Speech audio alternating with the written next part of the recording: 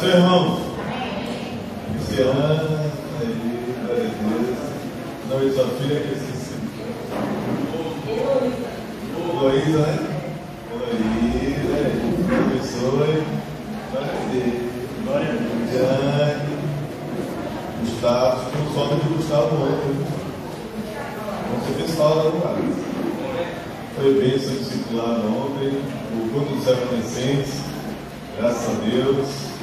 O missionário de Júlio trouxe a mensagem ontem, o culto dos remanescentes. Camila me ajudou no louvor. Ô, glória! Aleluia! Sim. Graças a Deus. Estamos preparando a futura geração para estabelecer o reino de Deus. Em nome de Jesus. Vamos abrir a Bíblia em Gálatas. Gálatas capítulo 1. Gálatas, depois de 2 aos Coríntios. Gálatas capítulo 1. Nossa, vamos lá. Na semana passada nós concluímos a carta de Paulo aos Romanos, falando de Romanos 16, os cooperadores que apoiaram Paulo, junto com ele, caminharam para a evangelização do mundo daquela época. Foi uma jornada muito preciosa, a carta de Paulo aos Romanos. E agora nós vamos iniciar a carta de Paulo aos Gálatas, mais uma jornada que nós iniciaremos e será de grande valia e de grande importância para a nossa fé, nosso crescimento espiritual. Amém? Glória a Deus. Gálatas capítulo 1, vamos ler do verso 1 até o verso 5. Vamos ler do versículo 1 até o versículo 5. Diz assim: Paulo, apóstolo enviado, não da parte de homens, nem por meio de pessoa alguma, mas por Jesus Cristo e por Deus Pai, que o ressuscitou dos mortos, e todos os irmãos que estão comigo, às igrejas da Galácia. A vocês, graça e paz da parte de Deus nosso Pai e do Senhor Jesus Cristo, que se entregou a si mesmo por nossos pecados, a fim de nos resgatar desta presente era perversa, segundo a vontade de nosso Deus e Pai, a quem seja a glória para todos sempre. Amém. Glória a Deus. Vamos orar? Pai, te damos toda a glória. Obrigado, Senhor, pela leitura da tua palavra, que é viva e eficaz. Eu peço encarecidamente que o teu Espírito Santo ilumine a minha mente, para que eu fale da sua palavra com sabedoria e na autoridade do poder do Espírito Santo. E todos que estão aqui, que estão pela internet, acompanhando, adorando, servindo ao Senhor conosco, possam receber graça, força espiritual, a cura e a restauração. Assim nós te damos toda a glória a Deus, em nome de Jesus o Cristo. Amém. Glória a Deus. Meus irmãos, vamos iniciar hoje uma jornada, uma maratona, a carta de Paulo às igrejas da Galácia. É uma carta muito interessante, muito importante e muito fundamental. Paulo escrevendo essa carta tem como objetivo alertar, corrigir e despertar os irmãos que estavam sendo envolvidos e cooptados pelo engano de ensinamentos falsos, ou melhor, ensinamento falso. Estavam disseminando um suposto evangelho nas igrejas da Galácia, e isso estava trazendo destruição para a igreja. Nós vamos ver em todo o decorrer dessa carta como Paulo tratou, como ele agiu, o que ele fez, como ele orientou os irmãos, como ele explicou à igreja acerca da verdade do evangelho, para que eles pudessem sair desse engano, desta mentira e desta ação de Satanás. Então nós vamos ver durante esta carta. Na carta de Romanos, quando nós, as ministrações, eu sempre estava abordando um capítulo por cada domingo.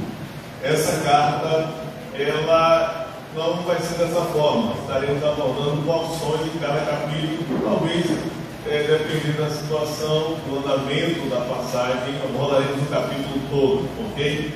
Hoje nós vamos ver do verso 1 até o versículo 5. Eu já te desafio a você ler essa carta, você estudar essa carta, para juntos estarmos aprofundando mais e mais no entendimento da palavra de Deus. E aproveitar para você descobrir aí quantos capítulos, sem olhar, mas indo lendo do 1 até o final, para saber quantos capítulos tem esta carta, ok? Mas vamos lá. Hoje nós vamos falar do seguinte tema: a torre que eu preciso levantar. Qual torre eu preciso levantar? Qual estrutura eu preciso levantar? Nós temos visto na carta aos Romanos como nós falamos das torres: o discípulo que possui a torre, os discípulos que possuem a torre, as igrejas que possuem a torre. Então nós falamos sobre torres, e nós vimos que uma torre é um sentido figurado, como a Bíblia diz em Salmo de número 119, 105, quando o salmista diz: lâmpada para os meus pés é a tua palavra, e luz para os meus caminhos. É um sentido figurado. Não é que a palavra de Deus é uma lâmpada que está aí, não, mas é um sentido figurado, e que vai nos dar a orientação, a direção correta, e através dessa direção, dessa iluminação, nós não andaremos nas trevas. Assim, levantar a torre fundamental. Torre é uma edificação que serve para defesa e para ataque. Quando uma torre é bem estabelecida, bem estruturada, firme, o inimigo não consegue penetrar e é possível derrotar o inimigo. Então a torre fundamental, espiritualmente falando, ela nos dá segurança plena diante de todas as coisas e circunstâncias, diante de todas as aflições e de problemas, diante de todas as dificuldades. Ela nos dá segurança plena. É como o Sadraque, Mesaque e Abednego. Você sabe o nome deles, o nome judeu deles?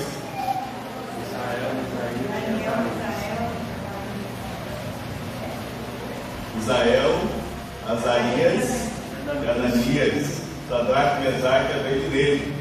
Então eles possuíam essa torre, essa segurança plena diante do desafio e do risco da própria vida, a fornalha aquecida. Eles disseram: nós não nos dobraremos da sua imagem, ó Rei. O nosso Deus é poderoso para nos livrar, mas se Ele não nos livrar, não importa, nós não nos renderemos, nós não nos dobraremos diante da sua estátua. E assim eles não se dobraram, e veio a sentença do rei, lançaram eles na fornalha ardente, 7 vezes aquecida. Resultado: Deus interviu na situação, eles não morreram pelo milagre de Deus, mas eles poderiam ter morrido. Eles poderiam ter morrido, e chama, eles poderiam ter torrado. Ou melhor, nem sequer ter entrado na fornalha. Só em chegar perto, eles poderiam ter torrado na hora. A fé deles ia diminuir, seriam fracassados? Não, pelo contrário. Pelo contrário, teriam testemunho extraordinário daqueles que mantiveram a fé, mesmo no risco da da própria vida e mesmo perdendo essa vida aqui na terra. É como Estevão, então no capítulo 7, isso no capítulo 8, quando Estevão estava sendo apedrejado e firme na sua convicção do Evangelho, morreu. Mesmo Estevão não recebeu livramento, ele morreu, mas ele teve a visão. Eu vejo os céus abertos e vejo Jesus assentado à destra da glória de Deus. O que é que esses homens têm? Será que eles eram especiais, sobrenaturais? Homens com um corpo diferente do nosso? Não, eram iguais. Comiam, não tinha feijão e arroz, né? Mas eles comiam carne.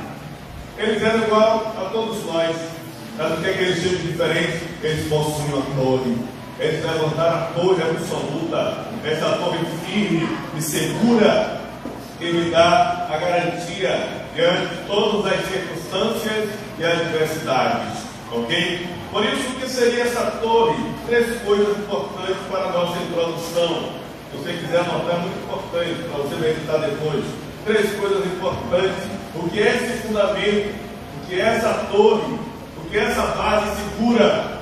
3 coisas. Primeiro, João capítulo 17, versículo 3.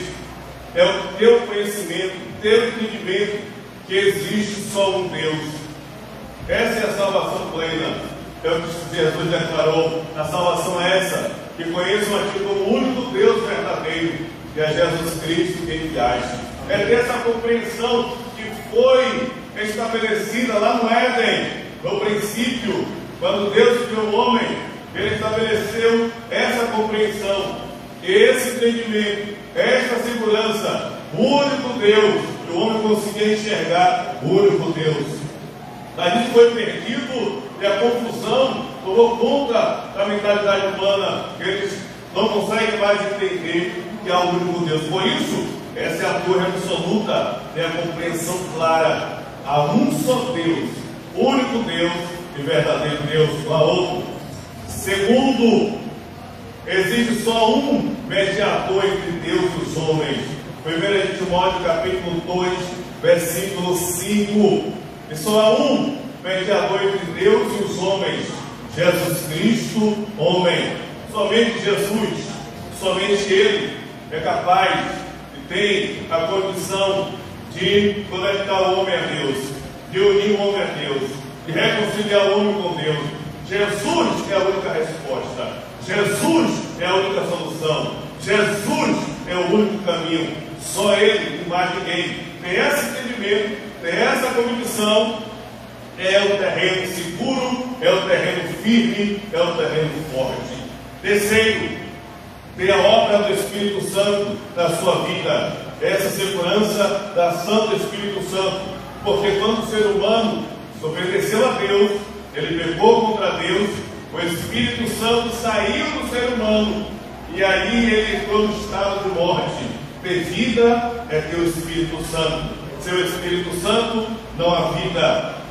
João 14, 6, Jesus deixou a promessa: eu enviarei, é o Consolador, é o Espírito Santo, é o Espírito da verdade, que estará com vocês para sempre. Aleluia. Então essa base, é esse pilar, é essa segurança: Deus único, Cristo, Jesus absolutamente e o Espírito Santo. Assim, Paulo escreve a sua introdução à carta aos Gálatas, com essa convicção, com esse entendimento e com essa segurança. E desta forma, ele pôde redigir uma carta com vários pontos e aspectos para aquelas igrejas pudessem entender claramente que o que eles receberam no princípio foi o Evangelho correto e absoluto. Amém. E que eles pudessem estar plenamente nesse Evangelho e não deixar nada, absolutamente nada, mudar o sentido ou acrescentar alguma coisa a esse Evangelho. Assim, nós vemos aqui na introdução de Paulo à igreja da Galácia, diante desta convicção de que ele tinha essa torre, de que ele possuía a torre, nos apresentar três fatores fundamentais, três fatores importantíssimos, que nós precisamos ver o exemplo dele e ter essa convicção hoje na nossa vida, hoje na nossa caminhada, hoje no nosso entendimento, porque assim como naquela época a igreja foi bombardeada por ensinamento falso, por ensinamento incorreto, hoje, meu Deus, está vindo de avalanche os ensinamentos incorretos, está vindo a cavalgadas, os ensinamentos incorretos, está vindo como tsunami, os ensinamentos incorretos, infelizmente, tem levado a muitos, tem solapado a muitos. Imagine pessoas que, eu vi o vídeo, você não mostrou, mas eu vi também na internet, pessoas que pregavam o evangelho, pregavam praça pública no meio da rua e tudo mais, e hoje se converteram ao islamismo. Estão pregando o islamismo, crendo no islamismo e não creem mais naquilo que pregaram. Então é essa realidade que nós vemos. As igrejas na Galácia estavam passando por essa tribulação e sendo cooptados por essa ação maligna e contrária. E qual o prejuízo disso? Irmãos, se o evangelho correto é a cura absoluta, o evangelho incorreto é a destruição na vida do ser humano, é a perdição, é a completa doença. Não vai haver a resposta plena e absoluta, e não vai ter segurança nenhuma segurança se vem o evangelho correto, ok? Assim, três fatores fundamentais que nós vamos ver agora, três pontos importantes. Primeiro, quem eu sou. Segundo, o que é o evangelho. E terceiro, qual é a minha missão. Primeiro, quem eu sou. Segundo, o que é o evangelho. E terceiro, qual é a minha missão. Dentro dessa introdução, Paulo nos mostra esses três aspectos em que nós vamos ver agora, ok? Primeiro ponto, quem eu sou. Você sabe quem você é? Você sabe quem você é? Você tem convicção de quem você é? Você tem essa segurança de quem você é? Isso é muito importante. Você sabe quem você é no sentido natural. Você sabe quem é sua mãe, seu pai. Você sabe de onde você veio. Você sabe quem te gerou. Você sabe onde você for. Você sabe quem é seu pai, sua mãe, de onde você veio. Não vai se perder, não vai ficar confundido. Ninguém vai conseguir julgar você acerca de quem você é. A forma natural você sabe, mas espiritualmente você tem segurança. Você sabe quem você é. Você sabe qual é a segurança de ser a realidade em Deus. Isso é muito importante, porque quem não sabe quem é, vai viver uma vida frustrada, perturbada, afligida, insegura, medrosa, completamente em destruição, completamente perdida. Quando Deus chamou Josué, no capítulo 1, para substituir Moisés, após a morte de Moisés, Josué foi chamado por Deus, e o desafio era muito grande, era fazer com que o povo de Israel, toda aquela multidão, atravessasse o Jordão e possuísse a terra que Deus havia prometido. Então, Josué, ele não tinha completa segurança, mas Deus o encorajou para mostrar para ele quem ele era. É aquele que Deus chamou, é aquele do qual Deus disse: eu estarei com você por onde quer que você andar, ou por onde quer que você ande, eu estarei com você. Essa é a segurança plena de saber quem você é e quem eu sou. Por isso Paulo escreve esta carta para advertir aquela igreja ou aquelas igrejas, para que eles entendessem a realidade de que a identidade espiritual é fundamental e é muito importante, e é a segurança plena para a vida da fé e a vida aqui na terra. é muito importante. Assim, nós vemos aqui no versículo 1 como Paulo se apresenta. Ele diz: Paulo, apóstolo enviado. Paulo, apóstolo enviado. Ele sabia que ele era Paulo, ele sabia quem ele era, o nome dele. Ele sabia que ele era um apóstolo enviado, não pela vontade humana, mas pela vontade de Deus, não pela ordenação humana, mas pela ordenação de Deus. Isso significa que Deus o encontrou e que Deus o transformou. Nós sabemos a história dele, nós sabemos que ele não era Paulo, ele era Saulo. Nós sabemos como ele agia e o que ele fazia. Nós sabemos disso, como ele atuava, trazendo violência, trazendo morte e trazendo destruição às igrejas de Deus.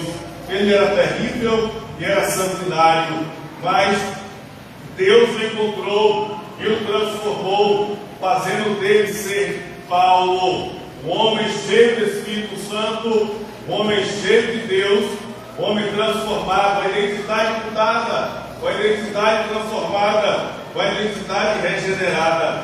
E por que ele agia desta forma? Versículo 4, ao diz que Jesus morreu para nos resgatar, nos redimir do pecado, morreu em nosso lugar para pagar os nossos pecados, para nos purificar dos nossos pecados.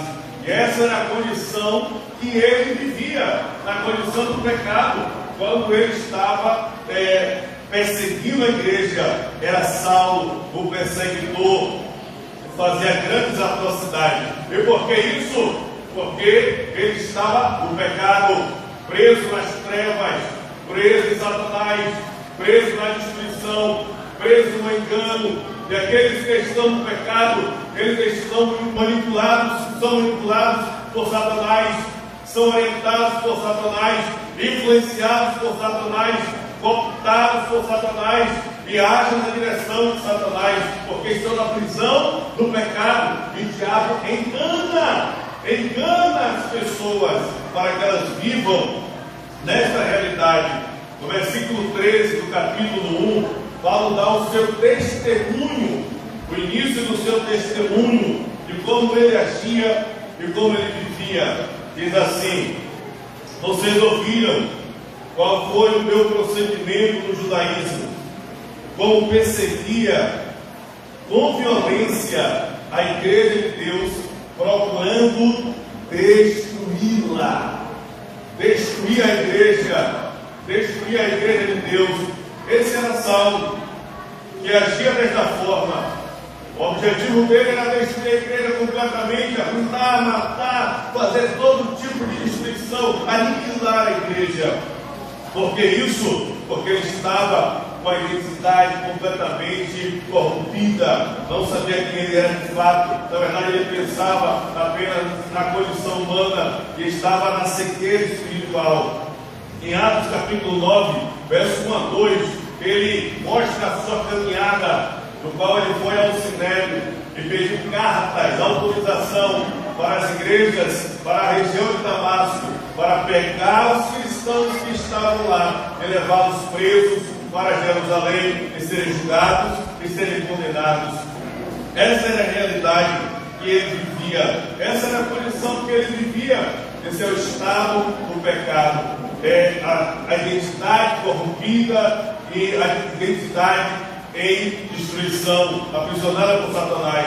Mas ele diz no mesmo versículo 4 que não só Jesus morreu pelos nossos pecados, mas também para nos resgatar desta presente era perversa. Esse resgate que aconteceu através de Jesus Cristo. Assim, em Atos capítulo 9, a partir do 3, Saulo tem encontro com Jesus na estrada de Damasco, indo para Damasco, e ali vê a mudança, a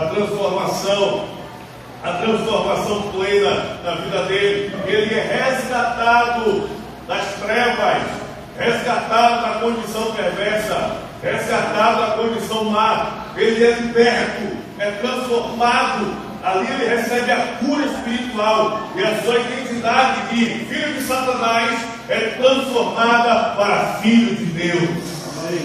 Aleluia, louvado seja Deus. Então, essa é a identidade do princípio. Gênesis capítulo 1, versículo 27. Deus criou um homem, Cristiane, com esse propósito. O homem foi criado para estar junto com Deus. Deus criou o homem à sua imagem e semelhança. A imagem de Deus os criou. Homem e mulher os criou. Essa imagem que Deus estabeleceu no homem é a imagem do homem para que ele entenda, a imagem de Deus do homem para que ele entenda que ele foi criado com a identidade própria dada por Deus. Essa identidade própria dada por Deus é de ser filho de Deus, é de estar junto com Deus, é de andar com Deus, é de ter comunhão com Deus, é de ter um relacionamento pleno com Deus. E aí está a segurança plena, a cura plena, a libertação plena e a transformação plena. É o homem estar junto com Deus. Aleluia. Assim, ele mostra essa identidade, que ele foi resgatado, foi restaurado, e agora ele é Paulo, o apóstolo, enviado para cumprir o plano de Deus, para cumprir as missões.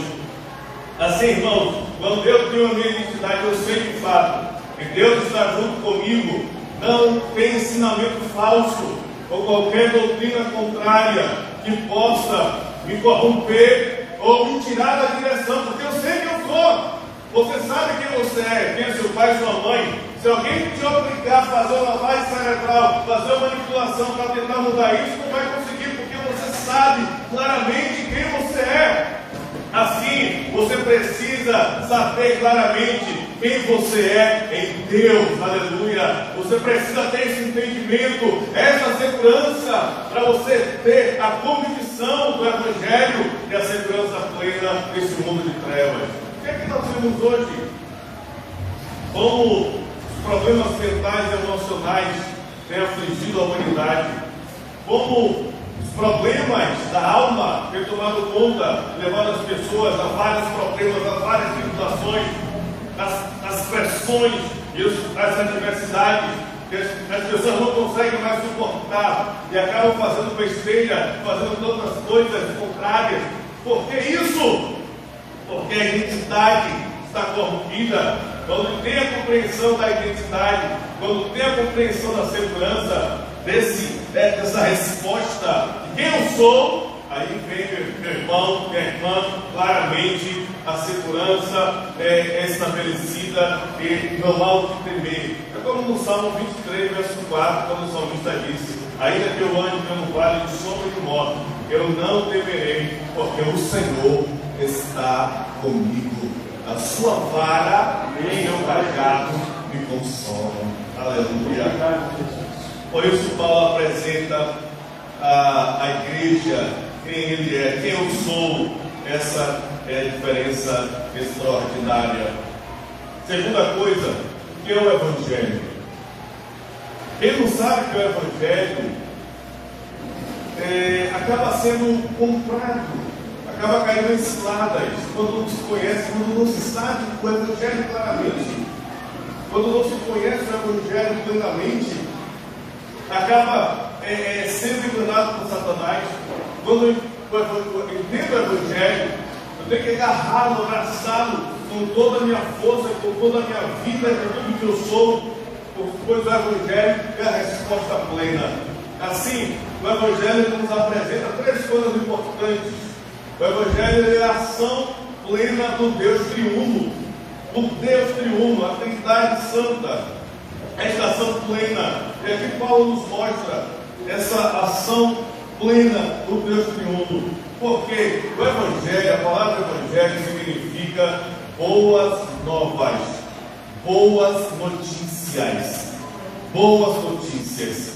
Esse Evangelho que foi estabelecido. E aqui nós temos esses três aspectos.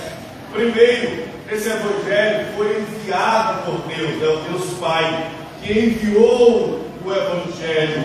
Ele enviou o Evangelho. Aleluia. Ele fez o envio no versículo de número 1, no capítulo 1, de Gálatas, nós vemos claramente como Deus Pai agiu poderosamente, ressuscitando Jesus dentre os mortos. Deus Pai agiu com o seu poder, com a sua grandeza, com a sua soberania, para ressuscitar Jesus. É esse poder extraordinário que age, e somente através desse poder extraordinário que seria possível, que foi possível ter Cristo Jesus ser manifestado na terra. Deus Pai o enviou, porque Ele tem todo o poder, é o todo-poderoso Deus, é o todo-poderoso que está acima de todas as coisas. Esse é o Deus Pai, é o nosso Deus. Em Efésios capítulo 1, versículo 20, Paulo mostra esse poder que ressuscitou a Jesus dentre os mortos. E antes do versículo 20, ele apresenta a ação desse poder que atua na igreja, que age na igreja, realizando coisas extraordinárias.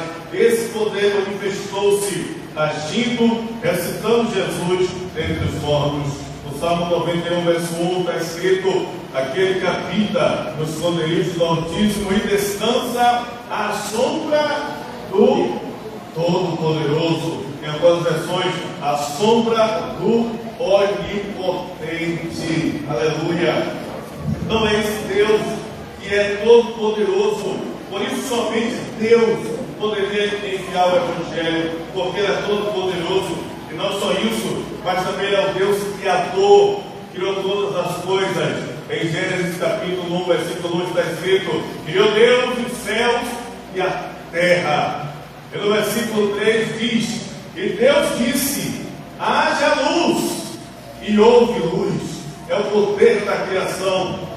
E assim foi na sequência, tudo sendo criado, tudo sendo estabelecido. Então, na criação, Deus estabeleceu todas as coisas. Por isso, Paulo aqui apresenta: esse é o Deus Pai, é o Deus Criador, é o Deus Todo-Poderoso, é o único Deus, é esse Deus que enviou a Jesus, esse Deus que enviou e agiu grandiosamente para que a ressurreição acontecesse como prova absoluta do seu poder e da sua grandeza.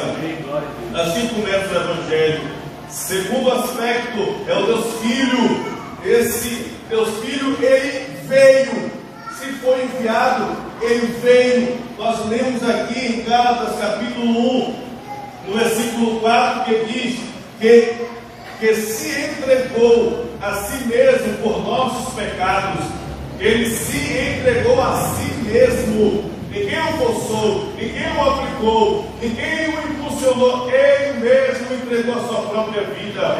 Ele mesmo deu a sua vida. Ele mesmo realizou. Ele mesmo se entregou. Ele veio. O Pai enviou e Ele decidiu vir. Ele veio. Aleluia. Essa ação gloriosa de Jesus. Por isso Jesus é o Cristo. Por isso somente Ele é o Cristo. E mais ninguém. E nenhum outro, só Jesus é o Cristo. Isso foi confirmado pelo Pai em Mateus capítulo 3, versículo 17. Nós vemos como foi confirmado quando Jesus saiu da água e a voz de Deus veio do céu: este é o meu filho amado, em quem me agrado. Este é o meu filho amado. Não existe 2, 3, 4, não existe. Só existe um, é o unigênito Filho de Deus. Aleluia. Por isso Ele é o Cristo, é o Deus Filho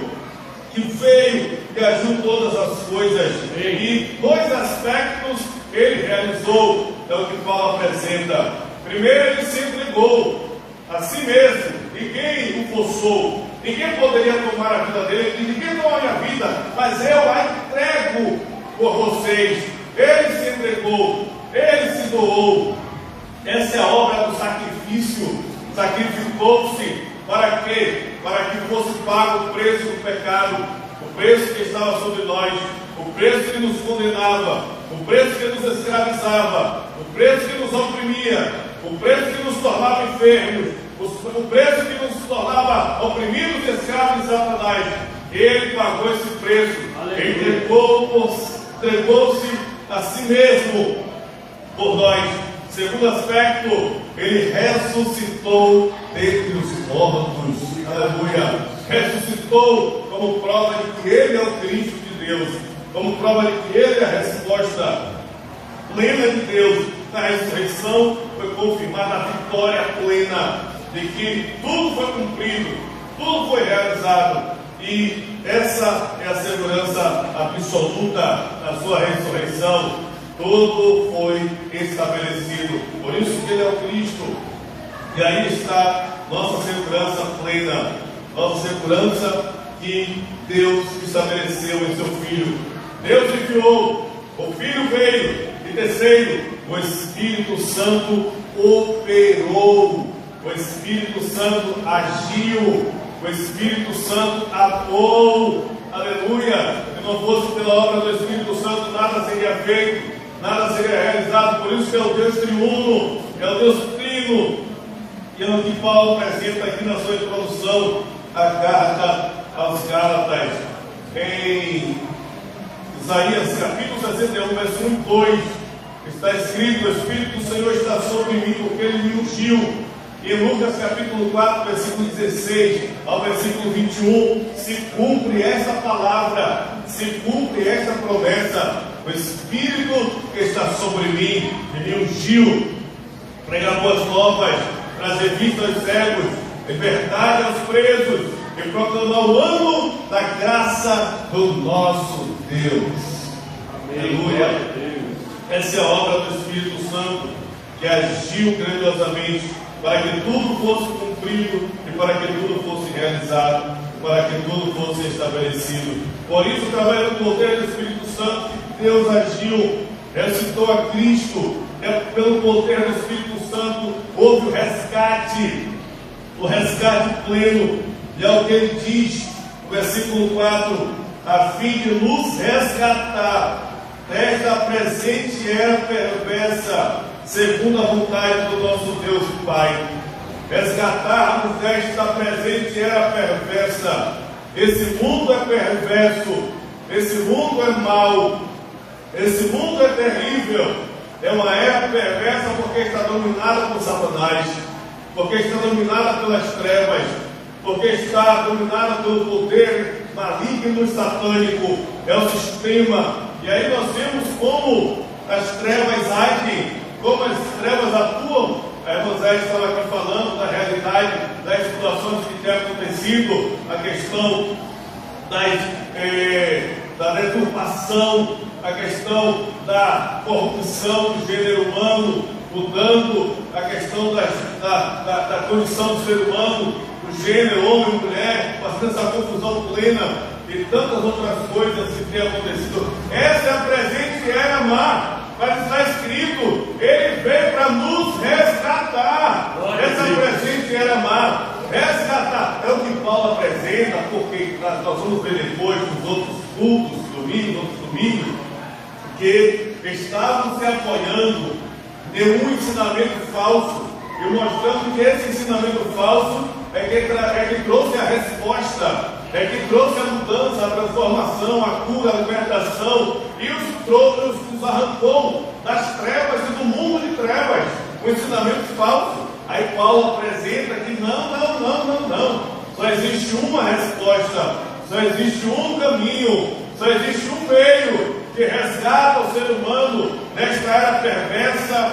corrompida e má. É esse Jesus que entregou a si mesmo para resgatar. Sem Jesus não há como ter o resgate, é impossível o ser humano sair desse estado, dessa condição, dessa situação, desse buraco, deste abismo, deste calabouço, destas algemas, destas prisões. É impossível. O Gadareno, quando ele foi preso em Marcos capítulo 5, as prisões naturais não conseguiam prendê-lo, trancafiá-lo, as algemas não conseguiam prendê-lo, mas ele estava preso completamente por Satanás, as algemas espirituais, e ninguém poderia resgatá-lo daquela condição espiritual, ninguém poderia resgatá-lo daquelas algemas espirituais, mas veio Jesus, que é o Cristo, com o seu poder, a obra do Espírito Santo, veio para resgatar perverso mundo e libertar do poder e do controle de Satanás.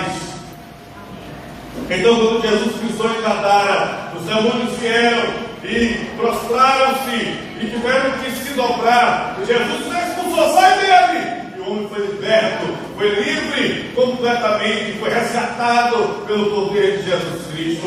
Assim, somente em Jesus é possível ter essa transformação, ter essa mudança, ter esse resgate, ter essa mudança plena somente em Jesus. É o que Paulo apresenta, pois a era má, a era perversa está agindo, trazendo completa destruição e completa dor, completo sofrimento. Então, quando não se compreende claramente esse evangelho, como vai ter segurança? Como vai ter resposta? Como vai ter firmeza diante das situações, diante das propostas, diante das ciladas? Como vai ter se não tiver a convicção dentro desse evangelho, dentro dessa segurança? Deus Pai, Deus Filho, Deus Espírito Santo, que agiu poderosamente, o Deus triuno, é o que Paulo apresenta, que através de Cristo fomos resgatados. Em Colossenses capítulo 1, versículo 13 e 14, Paulo diz: e Ele nos resgatou do império das trevas e nos transportou para o reino do seu Filho amado, em quem nós temos a redenção, a saber, o perdão dos pecados, completamente perdoados, completamente livres e resgatados nesse império das trevas. Assim, diante disso, meu ponto 3, que é a nossa missão. Paulo apresenta a missão que ele estava ali para estabelecer. Amém. Qual é a missão que nós precisamos estabelecer? Qual é a missão que Paulo precisou ou estava para estabelecer diante da igreja e diante das pessoas do mundo inteiro? Qual é essa missão? Primeiro, levar a cura do pecado. Essa é a missão plena. Levar a cura do pecado. Uma igreja que estava se corrompendo, uma igreja que havia sido livre das amarras do pecado, estavam se voltando para se prenderem nessas amarras, nesse engano de Satanás. Mas Paulo levou a cura a essa igreja, o conhecimento pleno e verdadeiro, como está escrito em João capítulo 8, versículo 32, e conhecereis a verdade, e a verdade vos libertará. Paulo levou essa verdade, essa cura plena nessa carta aos Gálatas. Essa introdução, ele apresenta qual é a segurança que temos que ter e estar estabelecido.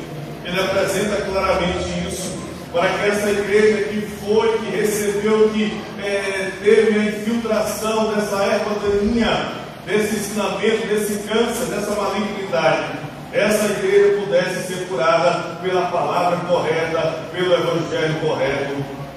E assim houve a resposta. E daí estabelecer em todos os lugares e em todas as regiões.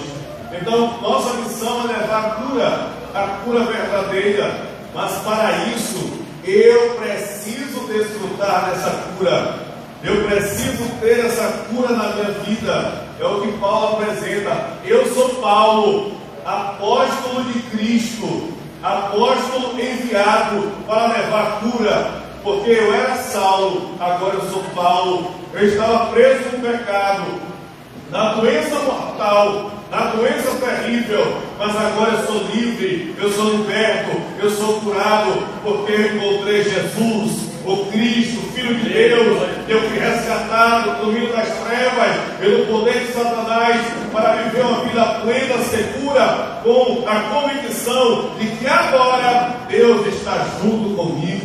Aleluia! Essa é a transformação. Para eu levar cura, eu preciso ter essa cura. Eu preciso levantar essa torre. Isso é uma torre absoluta. E quando tem essa torre, não importa o que venha. É o que Jesus disse em Mateus capítulo 7. No final do capítulo, comparando o homem prudente e o homem sensato. O homem prudente é aquele que ouve minhas palavras e as pratica, é comparado àquele que edificou a sua casa sobre a rocha. Desceu os rios, bateu os ventos, soprou contra ela e não a derrubou, porque estava edificada sobre a rocha. Que rocha é essa? É uma figura. Ouvir as minhas palavras e colocar em prática. Você tem que ouvir o Evangelho, entender o Evangelho, compreender o que é esse Evangelho e fazer esse Evangelho enraizar no seu coração, tomar o controle da sua mente, tomar o controle da sua vida, tomar o controle do seu ser. Essa é a rocha absoluta. Aleluia. Mas aquele que ouve minhas palavras e não as pratica, eu assemelharei ao homem sensato que edificou a sua casa sobre a areia. Desceu os rios, sopraram os ventos, bateu com ímpeto contra aquela casa e a derrubou. E grande foi a sua queda, porque estava edificada sobre a areia. Essa igreja, as igrejas da Galácia, que tinham um fundamento firme, trocaram por um fundamento movediço, com areia. Mas Paulo veio com remédio da celeste. Ele veio com remédio para curar essa doença, para curar esse mal. O Evangelho pleno e genuíno. Aleluia. Essa é a realidade. Para levar cura, eu tenho que desfrutar cura. Eu tenho que ter essa segurança. Eu tenho que ter essa convicção que a minha identidade foi transformada, que eu não sou mais filho das trevas, que agora eu sou filho de Deus, que eu não sou mais controlado pelo diabo, que agora eu sou controlado por Deus, que não é mais o Espírito de Satanás que domina a minha vida, que agora eu sou cheio do Espírito de Deus. Aleluia! Aleluia! Louvado seja Deus, levar cura.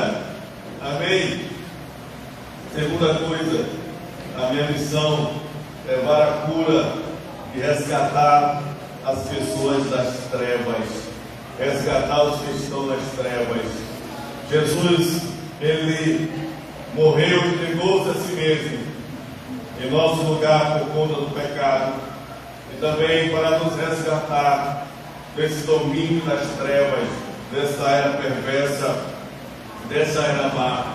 Levar a cura e resgatar aqueles que estão presos nas trevas, que estão presos na escuridão, estão presos com engano, estão presos na ação de Satanás.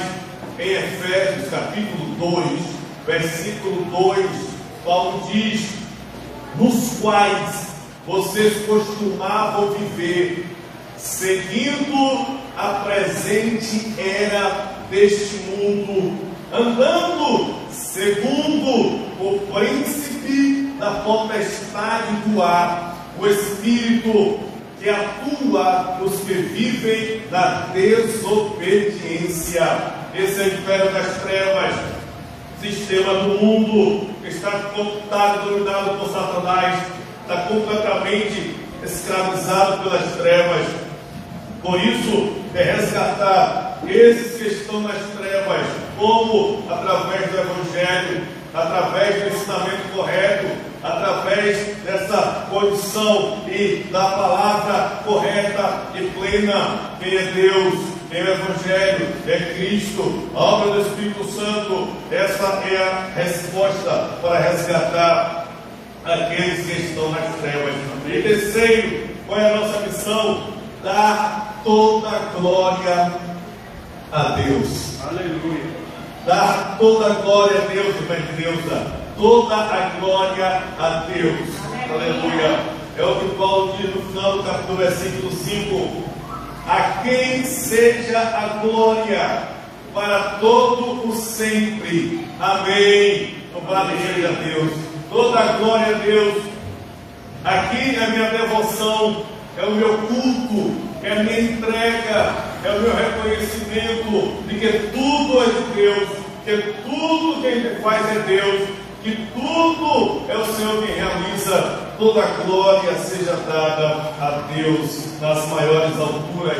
meu culto, minha adoração, minha devoção, minha entrega, tudo para Deus, pois somente Ele que é digno de realizar todas as coisas. Não somos nós, nem pela nossa própria força, Jeane, nem pelo nosso próprio poder, nem capacidade, nem inteligência. Não somos nós quem faz, que realiza. Não somos nós que transformamos a nossa própria vida, ou que mudamos a nossa própria vida. Mas isso é Deus quem realiza. Paulo, se Paulo fosse pensar que todo o seu conhecimento e habilidade poderia mudar a vida dele, ele estava completamente perdido. Essa é a realidade. Mas Deus realizou a obra, Deus o encontrou, Deus agiu e transformou plenamente a vida dele, pois toda a glória é Deus, só Deus realiza lá em Assembleia, só Deus age, só Deus opera.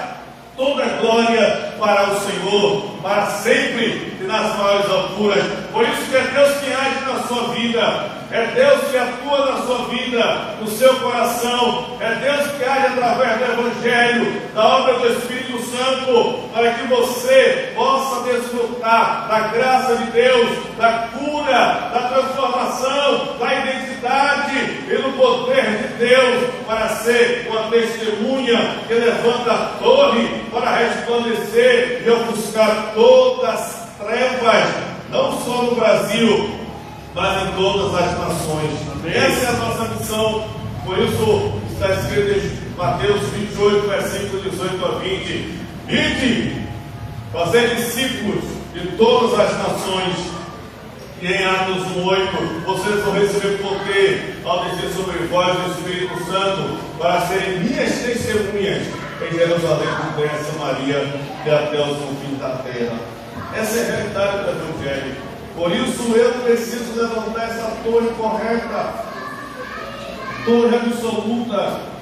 Essa é a torre que me faz ter segurança diante das situações, me faz eu ter a resposta para a cura pessoal, me faz eu ter entendimento de qual é a missão que eu tenho que desenvolver aqui na terra. Essa é a torre absoluta. Quem sou eu, filho de Deus? O que é o Evangelho? Ação do Deus triuno. Qual é a minha missão? Estabelecer o reino de Deus, levar a cura àqueles que estão presos nas mãos de Satanás. Amém. Assim eu quero fazer a conclusão. Eu quero concluir a mensagem dessa noite.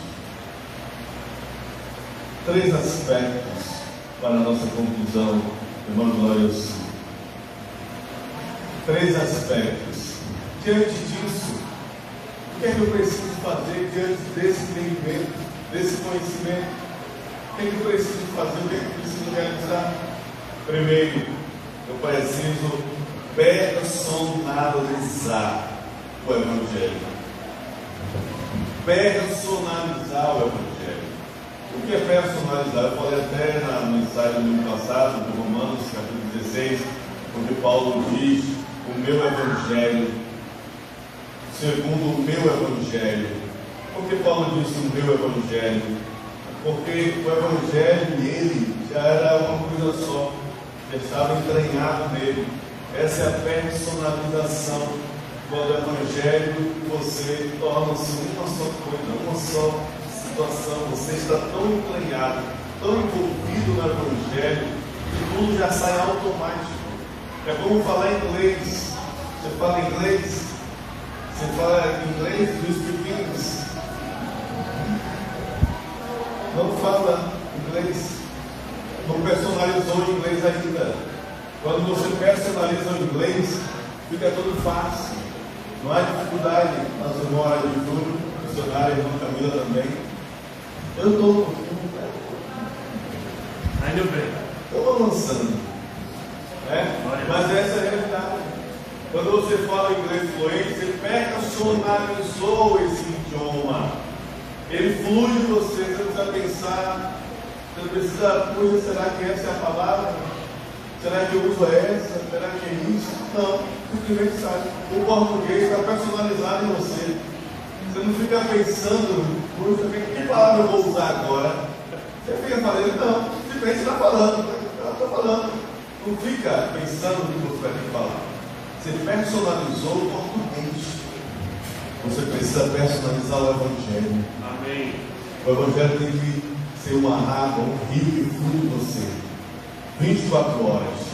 Todo tempo e toda hora. Aleluia. Quando isso acontece, é como Paulo. Leia Atos dos Apóstolos, você vai ver como era a vida de Paulo. Por isso ele olha a igreja da Galácia, e vê que eles estão indo para um caminho errado. E ele vai energicamente mostrar qual é a direção correta, porque o Evangelho está personalizado na vida dele. Segunda coisa, a fé verdadeira, a fé viva. Você tem que ter uma fé que aplique todo o coração. Todo o coração. Não pela metade. Não uma parte só, irmã Viviane. Todo o coração. Onde é que está o seu coração? Como é que eu posso desfrutar desta cura que Paulo apresenta aqui? Desse Deus que resgatou, desse Deus que me chamou, que transformou minha identidade, Cristiane. Todo o coração, não é pela metade, não é 0,01%, fora de Deus 99,9%, não, é 100%. Todo o coração, minha fé tem que estar aplicada nessa palavra, irmã Eliana. Todo o coração. Não adianta ficar em outras coisas, não adianta buscar outras coisas, não adianta ter o pé em outras coisas, não adianta se envolver em outras coisas, não adianta. É a fé com todo o coração, todo o coração. Deus não compactua, não abre mão, Deus não negocia, Deus quer todo o nosso coração. A nossa fé tem que estar aplicada completamente. Seu coração está preenchido 100%, totalmente. Amém. Ou está envolvido em outras coisas. Tem que quebrar isso. Deus quer todo o seu coração. A sua fé tem que estar totalmente aplicada. Totalmente aplicada. Totalmente aplicada. Todo o seu coração. Aleluia. E terceiro, por fim, é a oração de 24 horas. Oração de 24 horas. Está concentrado em oração. Está dedicado em oração. Está envolvido na oração. Está completamente em oração. É o tempo que eu tenho com Deus. E esse tempo não é apenas uma parte do nosso dia. Esse tempo é todo o nosso dia. Todo o nosso dia. Pois Deus, Ele é o Deus Emanuel, que significa Deus conosco. É 24 horas. Esse é tempo de oração. A nossa mente e nosso coração conectado com Deus. Assim, irmãos, desfrutemos desta segurança, vivendo esta resposta absoluta e tendo esta segurança plena da identidade, do Evangelho e da missão, tendo o Evangelho personalizado, o coração aplicado 100% e a vida de oração dedicada ao Deus eterno. Aí está a cura. Aí está. Se eu sigo esses passos, eu vou desfrutar da cura plena, tanto espiritual quanto física, e em todas as áreas também. Amém. Amém. Vamos orar sobre a sua cabeça. Vamos orar ao nosso Deus. Que você ore nessa hora. Será que todo o seu coração está aplicado? Esse é um desafio para você. É uma oração íntima. É uma oração do profundo ser. Será que todo o nosso coração está aplicado para uma fé no Evangelho, na palavra? Será que eu estou vivendo essa cura que Paulo apresentou? Será que eu estou ainda compactuando com coisas contrárias a Deus? Essa é a noite do desafio. Deus, Ele trouxe a resposta através da sua palavra. Paulo levou isso à igreja da Galácia. E Deus traz isso para nós hoje, aqui a Igreja Batista da Belém, tanto que estão aqui, quanto aqueles que estão acompanhando pela internet. Coloque o seu coração diante de Deus, é uma oração íntima, fale com Deus. Quem transforma, quem age é Deus, mas você precisa ser sincero. Eu preciso ser sincero diante de Deus. Eu preciso colocar minha vida diante de Deus. Amém. Aleluia. Vamos orar. Querido Deus, eterno Pai, grandioso e supremo Salvador, nós vimos aqui, Pai, na Tua palavra, em que o Evangelho é a ação do Deus triuno, o Deus que age perfeitamente e gloriosamente. Paulo foi usado para advertir a igreja para que eles retornassem à direção correta e desfrutassem da cura plena. Assim, ó Pai, é que hoje nessa igreja, ó Deus, todos os que ouviram a palavra, todos os que ouviram a mensagem, Senhor, possam, Pai, ser, meu Deus, envolvidos por esta palavra, despertados por esta palavra, e vem a ação do Teu Espírito, ó Pai, a transformar, a agir a vida daqueles que ainda não tiveram um compromisso pleno, que não estão ainda com todo o coração voltado para Ti. Que essa noite seja a noite de libertação, uma noite de transformação pela Tua palavra, e as coisas, ó Pai, que são impossíveis ou que não são possíveis ser realizadas pela condição humana, que o Senhor possa agir nesta noite, ó Deus, possa atuar nesta noite, trazendo a transformação, a mudança, para que essa torre absoluta seja levantada, que venha com essa restauração plena, este coração seja sarado, esta alma seja sarada, esta vida seja sarada, e as cadeias do inimigo serão quebradas, em nome de Jesus Cristo, que venha a transformação plena, e que venha a cura plena, através de Jesus Cristo. Por isso, ó Deus, abençoa a todos, para que desfrutem